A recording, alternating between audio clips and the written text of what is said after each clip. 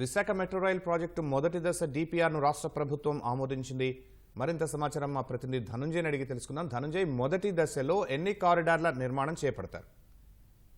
వాస్తవానికి మొత్తం 3 కారిడార్ల మేర ఈ నిర్మాణం చేపట్టాలని చెప్పి రాష్ట్ర ప్రభుత్వం భావిస్తుంది. ఇందులో భాగంగానే మెట్రో రైల్ ప్రాజెక్టు డిపిఆర్ ను రాష్ట్ర ప్రభుత్వం ఆమోదించింది. మొదటి దశలో 46.23 కిలోమీటర్ల మేర ఈ 3 కారిడార్ల నిర్మాణం చేపట్టాలని చెప్పి నిర్ణయించారు. విశాఖ స్టీల్ ప్లాంట్ నుంచి కొమ్మాది వరకు 34.4 కిలోమీటర్ల మేర ఒకటో కారిడార్ గా డిపిఆర్ లో ప్రభుత్వం జరుగుతుంది. అలాగే గురుద్వారా నుంచి పాత పోస్ట్ ఆఫీస్ వరకు రెండో కారిడార్ 5.08 కిలోమీటర్ల మేర నిర్మాణం చేయబోతున్నారు.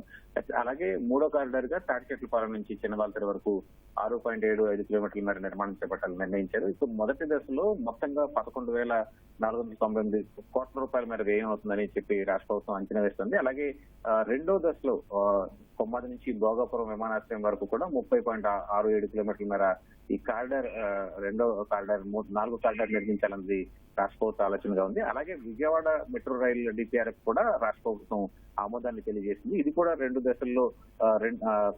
దశల్లో నిర్మాణం చేపట్టాలన్నది రాష్ట్ర ప్రభుత్వ ఆలోచనగా ఉంది. విజయవాడ మెట్రోకి సంబంధించి మొత్తంగా ఒకటో కారిడార్ 1A ను 1A 1B గా రెండుగా విభజించారు. మొత్తం 38.4 కిలోమీటర్ల మేర దీన్ని నిర్మాణం చేపట్టాలన్నది రాష్ట్ర ప్రభుత్వ ఆలోచనగా ఉంది. దీనికి సంబంధించి మెట్రో రైల్ కార్పొరేషన్ కూడా డిపిఆర్ ని రాష్ట్ర ప్రభుత్వానికి సమర్పించింది.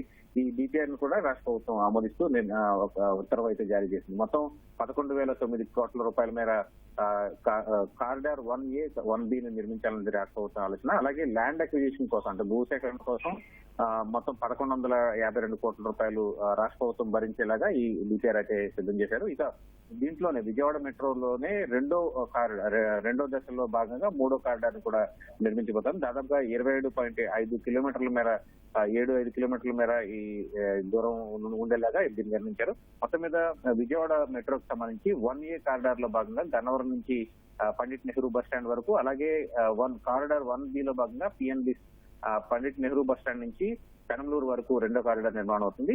అయితే మూడో కారిడార్ గా పిఎన్బిఎస్ నుంచి అమరావతి వరకు కూడా దీన్ని రెండో దశలో చేపట్టాలని చెప్పి రాష్ట్ర ప్రభుత్వం నిర్ణయించింది. మొత్తంగా విజయవాడ విశాఖ మెట్రో రైల్ ప్రాజెక్టుకు సంబంధించి ఈ డిపిఆర్ ఆమోదిస్తూ రాష్ట్ర ప్రభుత్వం ఇవాళ ఉత్తర్వులు జారీ చేసింది.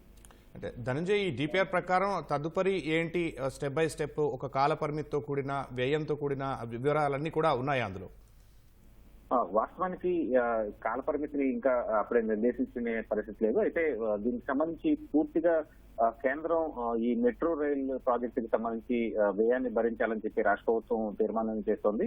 అయితే ఇప్పటికే విభజన అంశంలో భాగంగా విజయవాడ విశాఖ మెట్రో రైలు సంబంధించినటువంటి అంశాలను కూడా ప్రతిపాదించారు. ఇందులో భాగంగానే విశాఖ విజయవాడ మెట్రో రైల్ ప్రాజెక్టులను చేపట్టాలని రాష్ట్ర ప్రభుత్వం నిర్ణయించింది. అయితే ప్రస్తుతం జనాభా ప్రాతిపదిక జనాభా గణనీయంగా వేగంగా పెరుగుతుండడం, అటు విశాఖ ఆర్థిక రాజధానిగా, అలాగే అమరావతి ప్రాంతంలో కూడా విజయవాడ ఒక ముఖ్యమైనటువంటి నగరంగా ఉండడంతో ఈ రెండు నగరాల్లోనూ ఈ మెట్రో రైల్ ప్రాజెక్ట్ అనేది అత్యవసరంగా భావిస్తుంది. భవిష్యత్ అవసరాల కోసం ఈ రవాణా సులువైనటువంటి ప్రజా రవాణాలో భాగంగా ఈ మెట్రో రైల్ ప్రాజెక్ట్ ని చేపట్టాలని రాష్ట్ర ప్రభుత్వం భావిస్తుంది. దీనికి పూర్తిగా ఫండింగ్ అయితే మాత్రం కేంద్ర ప్రభుత్వం భరించేలాగా ఇప్పటికే రాష్ట్ర ప్రభుత్వం తీర్మానం చేసింది.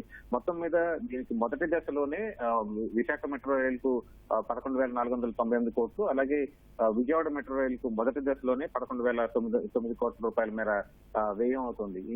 ఈ వ్యయాన్ని రాష్ట్ర ప్రభుత్వం కాకుండా రాష్ట్ర ప్రభుత్వం పాటు ల్యాండ్ కాస్ట్ మినహాయించి మిగతా వ్యయాన్ని అంతా కూడా కేంద్రం భరించాలని చెప్పి కూడా రాష్ట్ర ప్రభుత్వం భావిస్తుంది. ధన్యవాదాలు ధనంజయ్.